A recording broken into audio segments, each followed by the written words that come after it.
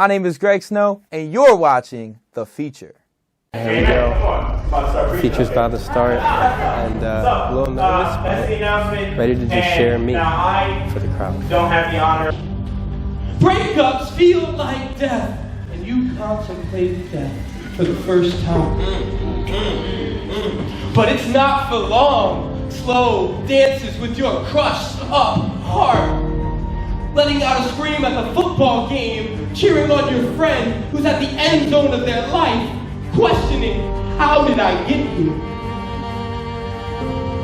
Yo, I don't mean to preach, but when I was out playing nice for what I could get from one dance with a girl from homecoming, God pulled me from my mess, and through his son, redemption is always on his mind.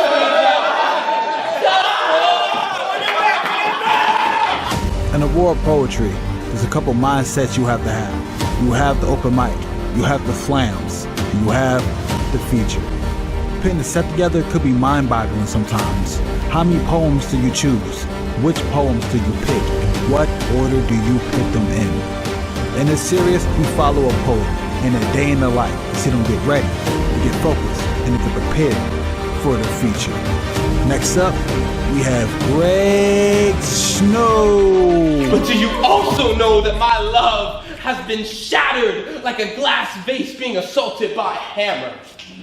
Broken from mom and dad's trauma, seeping its way into my bloodstream, mixing my happiness with happenstance, and it just so happens that I feel so broken. I take and seek out my own home remedies, hit my IG, tiptoe around temptation on TikTok while the elephant in the room trots through my feelings, but never gets talked about. Do you know that in one instant, it looked like my parents' relationship was insalvable?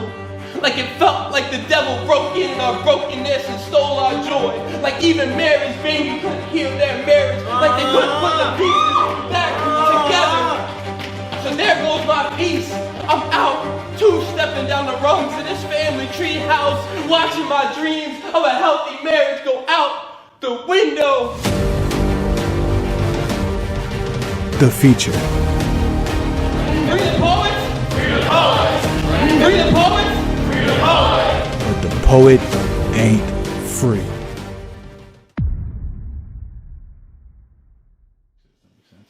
So, what type of tea do you like to drink?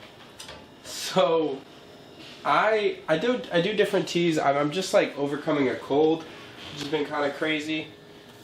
So when I was overcoming the cold, I was mainly drinking like lemon ginger. But now that I'm needing a little more energy for the night, and my favorite tea is green tea, just straight. Like I don't do the sugar, I don't do all the fancy stuff. I just drink straight green tea. Eventually this will get open. There we go. And it's just, I like green tea because it's like caffeine without the crash, because it's not like all sugary and like it's not like coffee.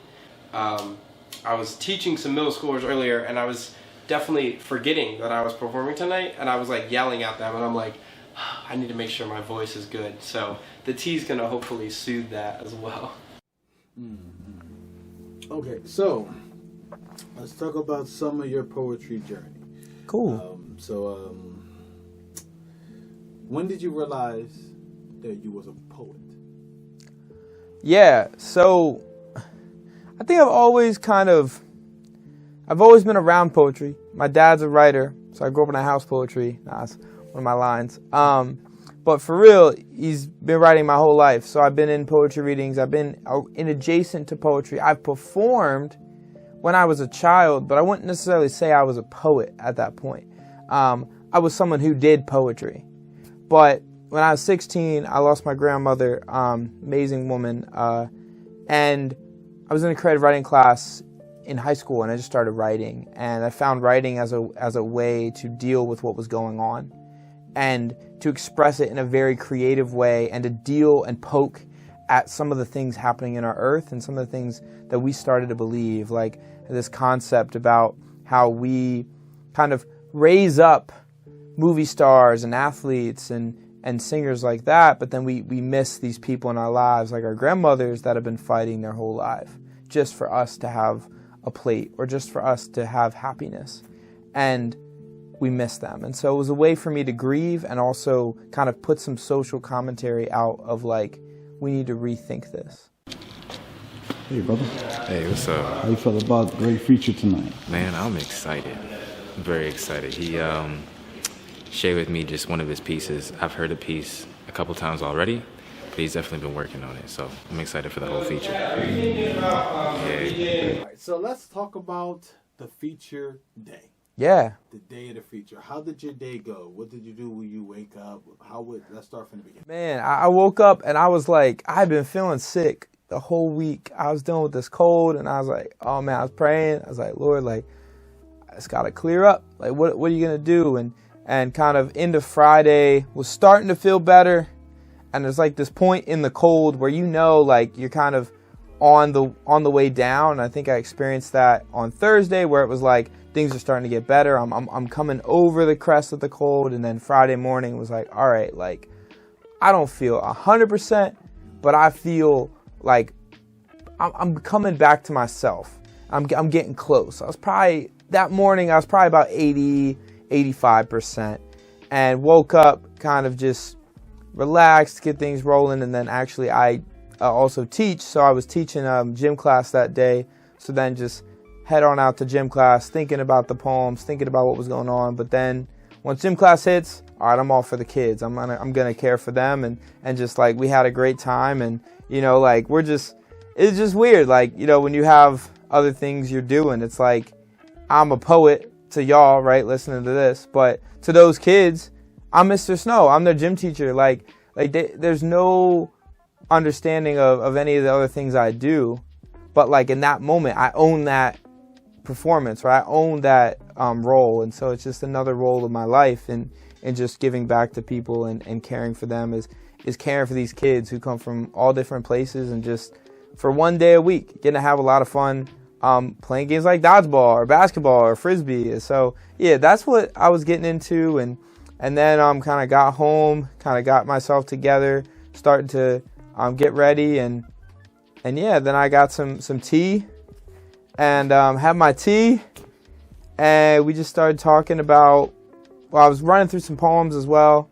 I was running the night before, and then the next day, just running through my set, thinking about it, getting dressed, kind of making sure I looked clean, looked nice, you know, like had to look good. And yeah, and then we hopped in the car and in the Uber and headed. I felt like a big superstar, man, getting the Uber to the show, and it was just, yeah, that was kind of how the day started to go. Yeah. So how did you when you got out the Uber? You are in poet mode, you in feature mode, but then like you're also in like, this is my event, right? Y'all, it's a team y'all have. You're part of that team, so this is y'all event. So you can't just go in there as the poet who's the feature. Yeah. So how was that? Get in there, you gotta take chairs. Like, what was your thinking process when you was doing that? Yeah, so when we were carrying the chairs, you know, it was just like kind of switch back in a way of like, this is just what we do. The entire Two Lines crew here before 6:45 is insane. I was here at 6. It must like be a record different to show. I pulled up at 5:59. 5:59. That's 5:59. 215. Oh my God. What time did you get here today? So I got here at 6:09. 6:09. But I cut like 2 minutes off a 10-minute drive, so. Oh, okay, yeah. Who's the real winner? You All are. for Greg, all for Greg. Oh my God, it's not for me, for Two Lines. Fine, get the tables. Who's gonna carry the boats and the logs? Dedication. Yeah, the best part about featuring at your own open mic is you still gotta help and set up, you know? Can't be slacking. So, yeah, we're bringing our own stuff. We're trying to make sure that everybody has good stuff to sit on, and you know, it's really like, this might sound cliche, but it's really for the people, you know? I don't think I would, most poets, well, maybe not the introverted ones, but the extroverted ones like me definitely would not do poetry without an audience. So Shout out to all the people that just like poetry and are willing to support. Like, it's the reason why we would carry in chairs just for y'all, because it makes it worth it to have people that we can pour our poetry out to. So just a little side, you know, thank you for doing that and being y'all.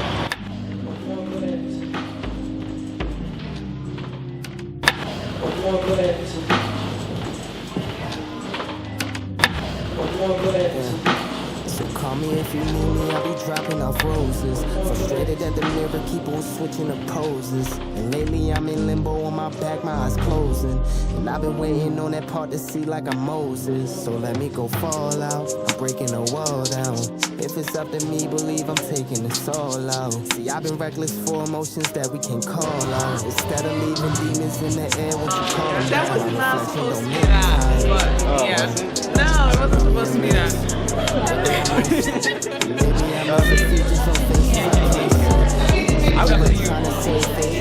I'd probably leave it off. Yeah. Mike Love. While you're doing that, right? I seen you was running around.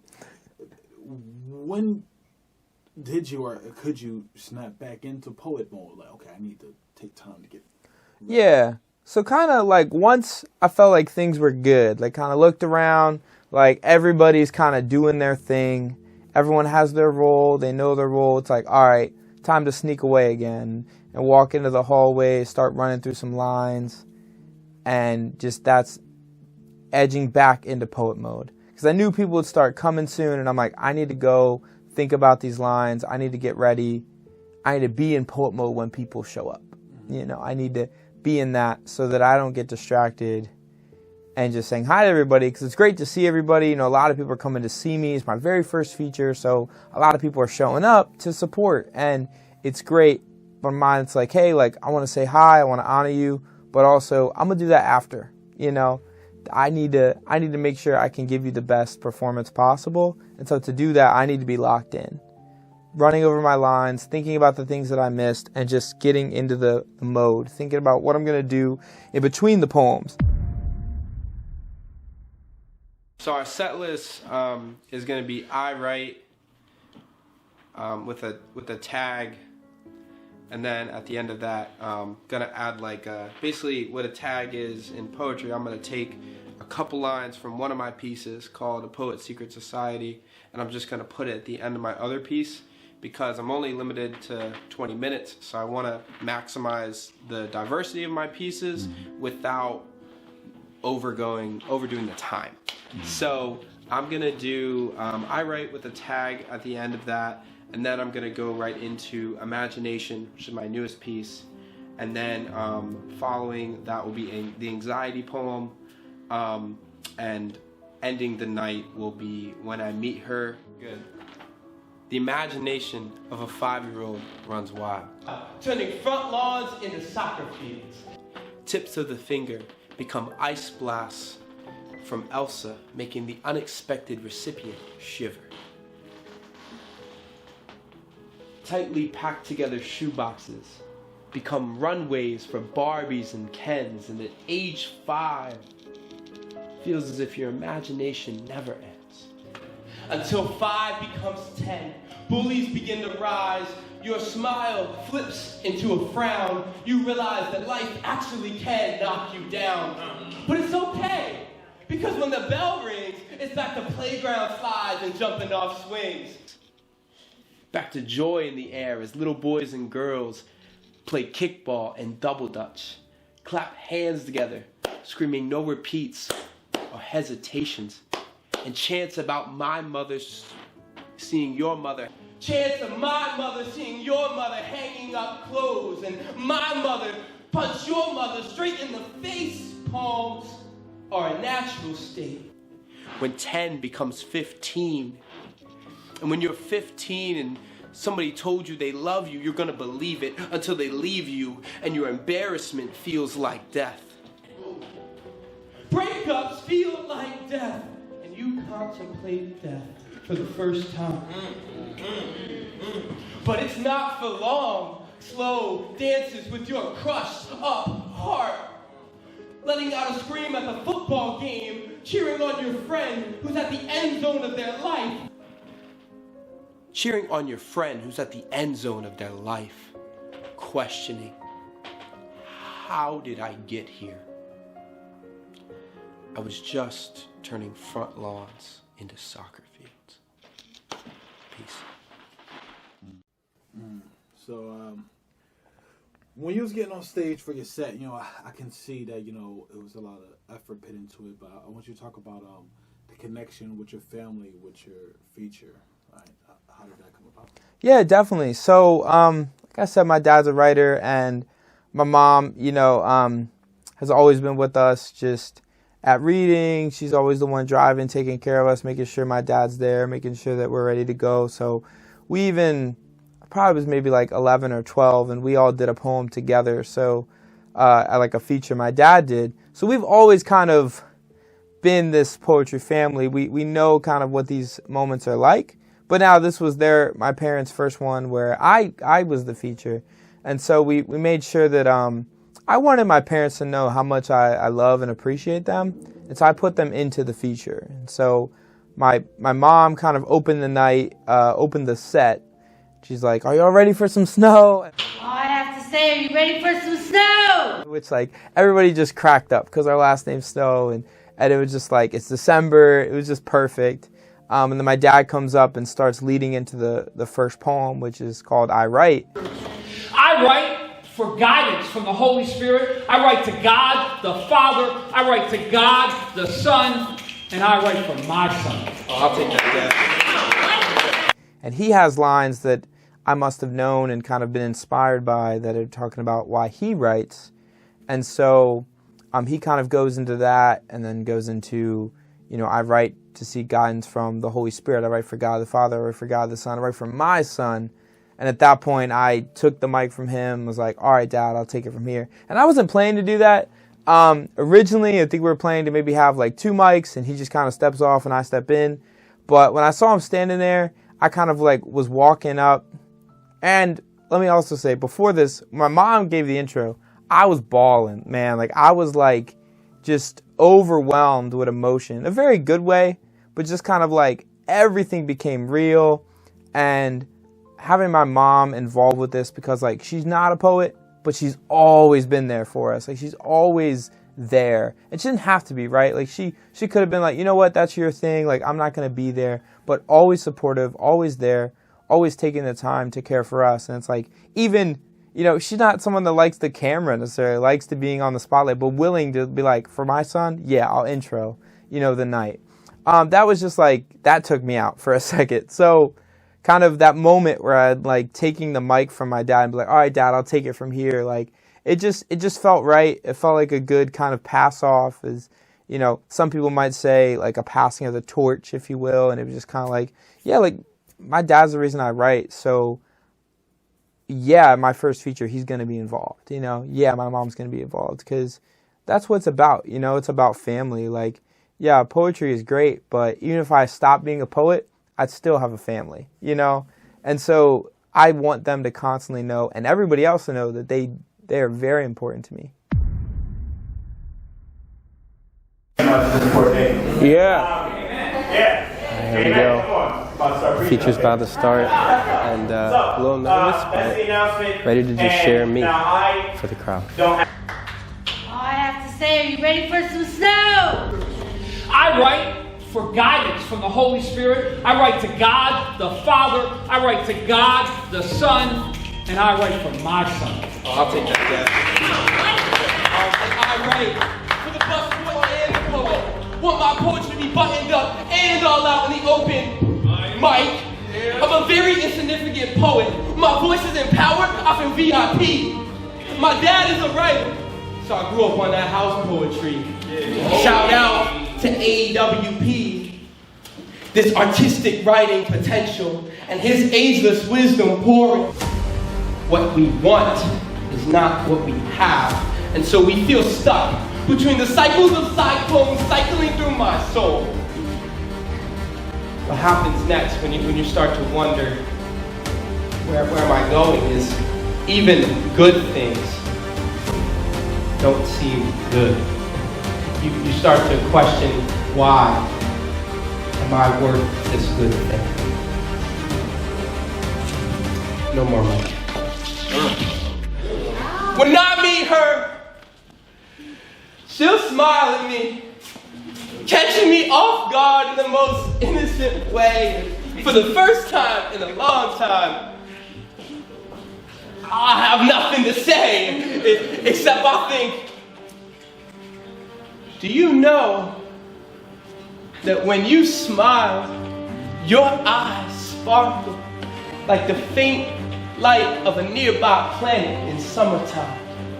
Your eyebrows rise like the sun, both powerful and graceful, and in one thoughtful motion, your jaw lifts, lips stretch, teeth poke out, leaving this anxious heart bursting with joy. Do you know that I come off funny to every person I meet, like a doctor trying to heal the sick? Humor is a thin-veiled catalyst to keep the good times rolling while the grief sinks in between the bottom of my heart and the pit of my stomach. Do you know that my brokenness drives me to love everyone I meet? But do you also know that my love has been shattered like a glass vase being assaulted by a hammer? Broken from mom and dad's trauma, seeping its way into my bloodstream, mixing my happiness with happenstance, and it just so happens that I feel so broken, I take and seek out my own home remedies, hit my IG, tiptoe around temptation on TikTok while the elephant in the room trots through my feelings, but never gets talked about. Do you know that in one instant, it looked like my parents' relationship was insalvable? Like it felt like the devil broke in our brokenness and stole our joy. Like even Mary's baby couldn't heal their marriage. Like they couldn't put the pieces back together. So there goes my peace. I'm out, two-stepping down the rungs of this family tree house, watching my dreams of a healthy marriage go out the window. Do you know I still want a family? Kids, yes. Maybe cats, and a home to call our own. And to host parties, and to host homies who need to rediscover what home can be, what family can be. When we just love each person in the family tree. Do you know I want to trust you? That I'll try my best, but I'm really bad at keeping things close to the chest. Do you know I trust God? Usually more than I trust myself. Because these thoughts rage against the machine I fear I have become. But two lines, let me tell you. But God has never left these bones dry. This wellspring of living water, fostering sanctuary and shelter for the tree of life, bearing fruit in every season, in every moment of brokenness. Every time of brokenness, every time it looked like my parents' relationship was insalvable, God is putting the pieces back together.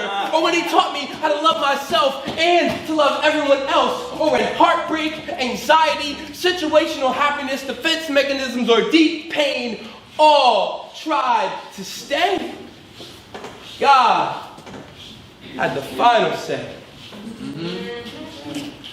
So do you know that I will love you with everything I got, and watch God love you with everything that I don't.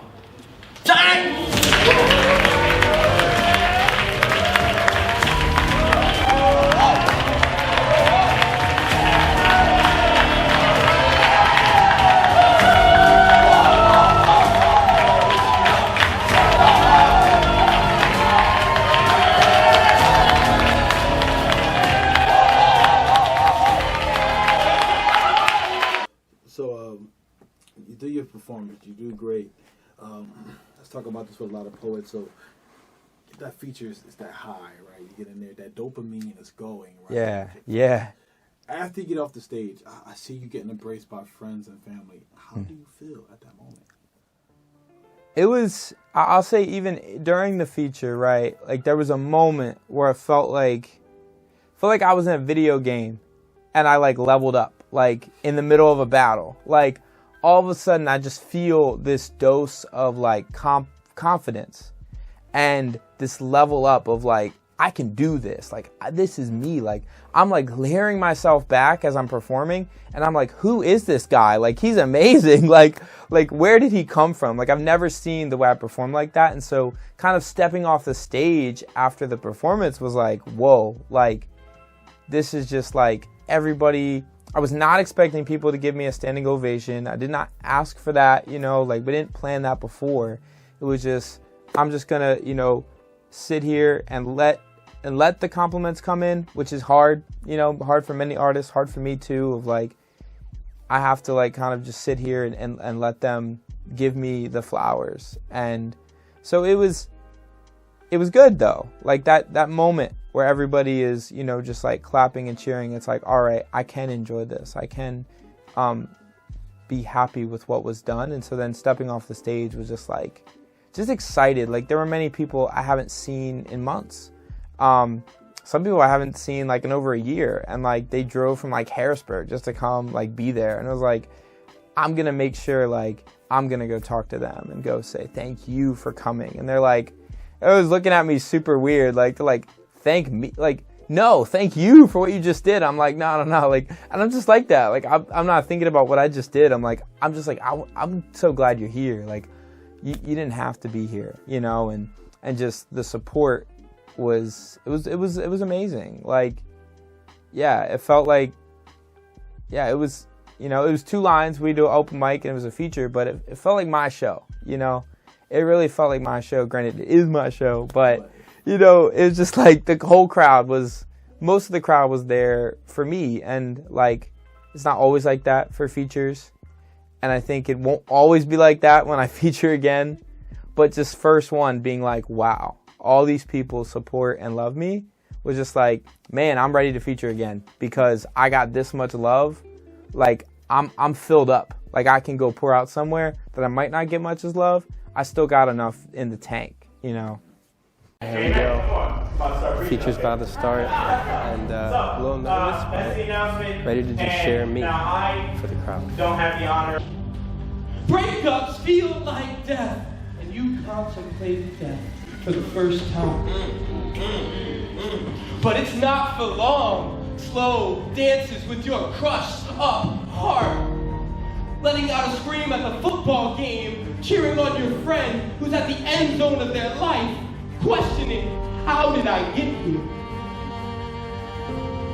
Yo, I don't mean to preach, but when I was out playing nice for what I could get from one dance with a girl from homecoming, God pulled me from my mess.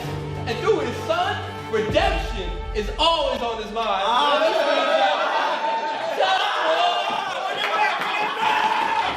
In the war of poetry, there's a couple mindsets you have to have. You have the open mic, you have the flams, and you have the feature. Putting the set together could be mind-boggling sometimes. How many poems do you choose? Which poems do you pick? What order do you put them in? In this series, we follow a poet in a day in the life to see them get ready, to get focused, and to get prepared for the feature.